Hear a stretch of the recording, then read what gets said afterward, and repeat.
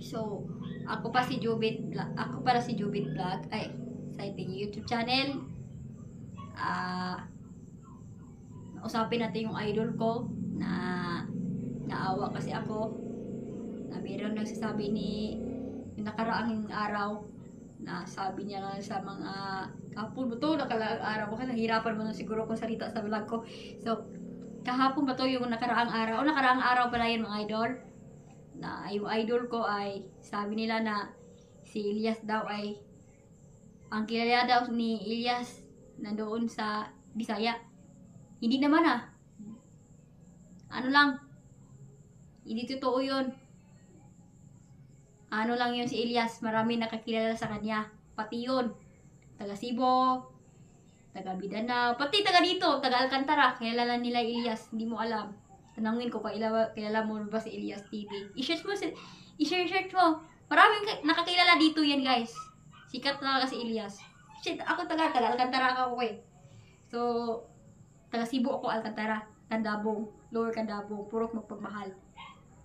Puro 14 dito. Kaya Tagalog ko na kasi mahirap talaga mag-Bisaya. So, yun guys. Maintindihan itong Bisaya, kung kapag mag-Bisaya ko talaga kapag si Elias. Kasi si Elias, kakababayan ko sa Cebu. Kapag kakababayan ka talaga, marami nakakilala. Pati Cebu, marami kilala si Elias. Taga Cebu, baka mabual siguro, baka kilala talaga ni Elias. Tanungin ko ba, kuya, kaya lang mo si Elias TV? Tanungin ko kaya. Kasi baka sikat talaga lahat mga tao. Pati yung ibang lugar, sikat na siguro si Elias. Di tayo alam. Kasi, marami talaga sikat talaga si Elias. Oh, marami. Cebu, Davao. Oh, si Duterte taga Davao. North Cotabato talaga to si Elias eh. Bisaya, marami pang iba. Sikat na sikat si Elias lahat. Hindi kay mga Bisaya lang talaga mga sikat. Marami yan. Maynila, sikat yan. Ilonggo, sikat yan. Huwag na kayo sobrang nagalit kay Elias. Hindi man maganda kapag magalit kayo niya. Wala man kayo, hindi man kayo sinaktan. Sinaktan ba kayong Elias na? Si Elias, mabait na tao, nakasmile, maganda siya. Maganda ko si Elias. Ako talaga lesbian ako. Magwapo talaga ako. Si Elias maganda yan. Maganda si Elias. Kay idol ko si Elias. Kumanta, ganun ko ba ng, ganun ang sayaw ni Elias. Diba? Alam mo na, wala kayong puso mga bashes. Huwag mo kayo mag-inatib, diba? Di kasi ako marunong magalit sa mga bashers. Kaso lang talaga, marami nakikilala kasi Elias. Taga Alcantara, marami, baka pupunta si Elias dito. Gusto ko makita sa personal kay Elias. Gusto kasi ako magpa-picture. Kaso lang talaga, nakaiyak talaga ako kay Elias. Grabe talaga binababas talaga. Hindi totoo 'yon. Marami nakakilala kay Elias. Maraming nakilala. Ibang lugar, kahit ibang bansa, maraming kilala kay Elias. Hindi kayo talaga Bisaya lang kilala. Maynila, Ilonggo, Batangas, marami nakakilala kay Elias. North Cotabato, taga North Cotabato naman to si Elias. Di ba? Kaya manira kay umiyak mga ko kapag wala na si Elias. Kapag pupunta ng ibang lugar, siguro. So wala man tayong magagawa, guys. Na kapag wala na si Elias sa ating live, wala na si Elias, umiyak talaga tayo. Kasi idol na idol ko. Gusto ko talaga si Elias suportahan. Ako yung nagpasuporta talaga siya. Nag-follow mo ganyan ko sa TikTok, tapos ibabash mo sa ni Elias. Ay, nako. Huwag ganon. Umiyak kasi ako kapag siraan si Elias. Wala na si Elias. Ay naku, umiyak kasi ako mga idol kapag wala na siya. So, huwag kayo manira, di ba? Ako kasi, hindi kasi ako mahilig sa nira.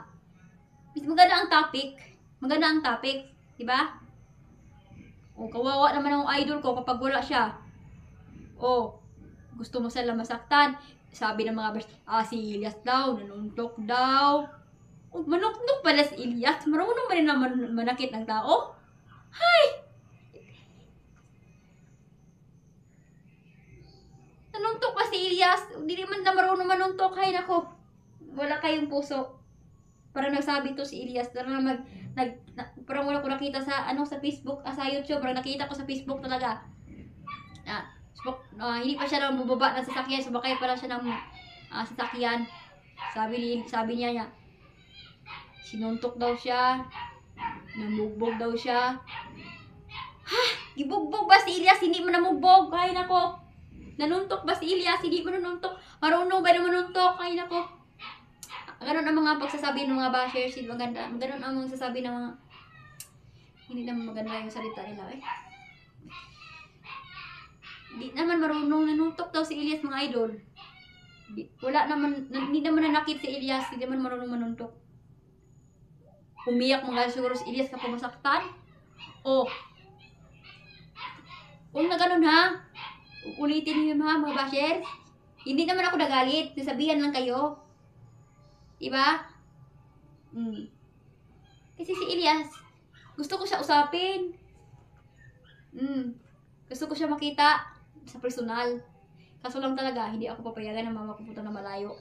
So guys, Ilyas, sana sana hindi kayo magbago. Sana mahal na mahal kita, mga idol. Ilyas, na mahal na mahal kita. Sana ipatuloy mo yung pakanta mo. Sana gusto mo yung gayahin ko sariling kanta, okay lang ako. Kasi di naman ako magalit kasi suportahan na natin si Ilyas. Oy, ha? Intindihin na natin si Ilyas. Kung ayaw mo talaga yung mga bashers,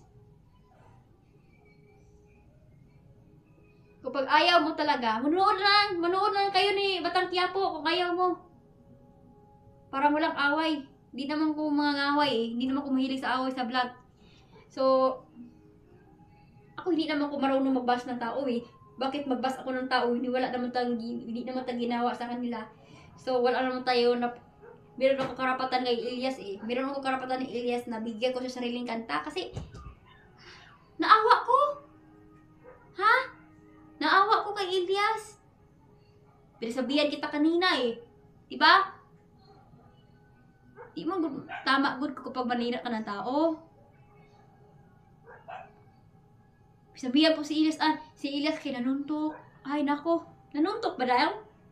Hindi naman totoo nanuntok si Ilyas. Nanampal daw, nanakit daw. Ay nako. I-share mo sa Facebook, parang narinig mo ko sa Facebook, parang iwan ko. Parang ako hindi ko kaya magawa ng kwento, parang nasabi siguro to si Ilyas. Nasabi po to si Ilyas, guys.